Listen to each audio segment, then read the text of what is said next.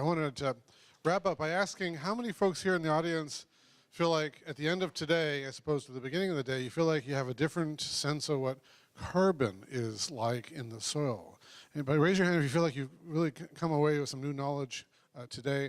That was the goal of the day, to introduce some of these concepts to you, talk about them in detail, whether it's farming or the chemistry or some of the other practices that were discussed today.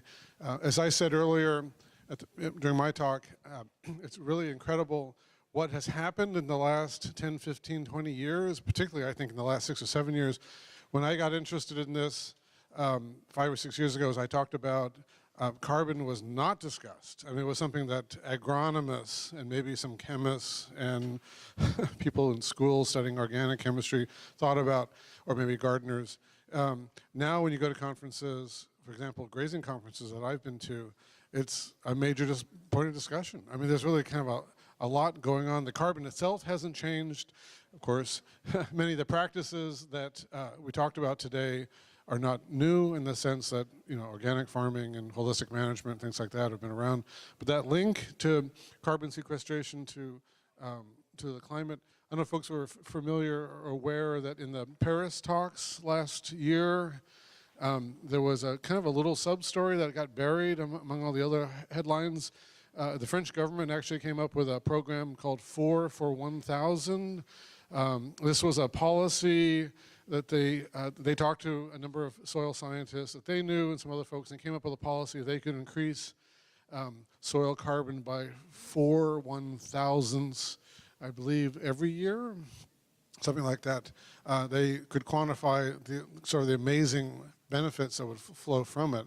They got that implemented as part of the Paris discussions. There was a kind of a big to-do at the beginning of those negotiations, soil carbon, soil initiatives. It got completely buried in the news among everything else going on. But a friend of mine who was there as part of the negotiations for the IFOAM, the International Organization of Organic Farming, said it was a breakthrough day, that we now had something in a policy position signed on by a bunch of non-profits and governments with this express purpose of implementing practices and policies that raise soil carbon. So that was kind of a big deal. It's still going forward. There's still kind of a lot going on about that. But that's kind of my point, which is that if you go back 5 or 6, 7 years, nobody talked about this stuff. Now lots of folks are talking about it. Now you know a lot more about it.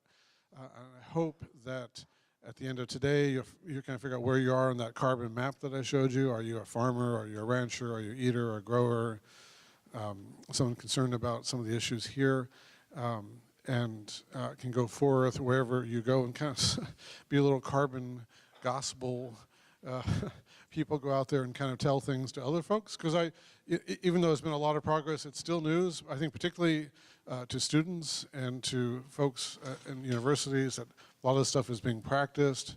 I remember speaking to a group at Colorado State a number of years ago, organized by a professor there of wildlife, of all things, and he brought a bunch of practitioners in to talk about this stuff, and the students had a panel discussion at the end of it, and it was really an interesting day. They were pretty hot in the sense that they told their professors, we'd never heard this before. We didn't know about all this stuff. And so, and part of that, it's just sort of spreading the news, not just talking about the practices or doing them themselves, but kind of talking to other folks, conferences like this, let people know. That's been my goal in writing, trying to get out to the public, which is concerned about these issues but don't know what the answers are. So today, I think you heard different aspects of carbon and soil and carbon practices, whether it's lawns or farming or compaction, things like that. And I hope that you will take these stories that you heard and tell them to folks you know. And there are now a lot of resources. There's a website, a Facebook page called Soil for Climate. It's a number 4, Soil for Climate. It's got 4,000, 5,000 people. It's relatively new. It's just zoomed up there. If you're looking for kind of, if you're of the Facebook persuasion, get on that list, and then there's something posted every day, every couple hours about a new study, a new this, a new that. again, it didn't exist a few years ago. Now there's a lot going on, and there's other resources. I know that NOFA published a carbon soil publication a year ago. I think Jack Kittredge, is that right?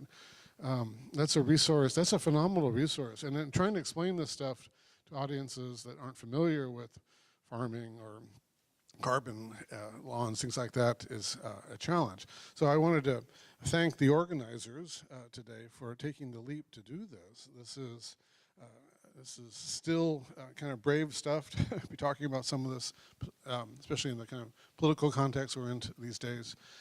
And also, it's an honor for me to be here, as well as for the other speakers, I'm sure, to be able to talk to you about all these different kind of carbon things. And so let's give the organizers a round of applause. Where are they? There's just one over there. And again, I appreciate the opportunity to come out. And some of the speakers are still here, and I would be happy to talk to anybody else who's still here about these kinds of questions. And I hope that you get a Western perspective from some of us. This stuff is happening globally. The challenges are happening globally, as we know, and it's nice to know that there are solutions to these problems. So in way of summing that up, just to say, keep your spirits up. There are lots of things going on that are positive, maybe below the radar that we don't hear about in the news and things. But if you dig around a little bit, you'll find a lot of stuff going on. I think this was a good introduction for those of you who don't know it. And thank you very much for coming here today. And drive safely. Thank you very much, everybody.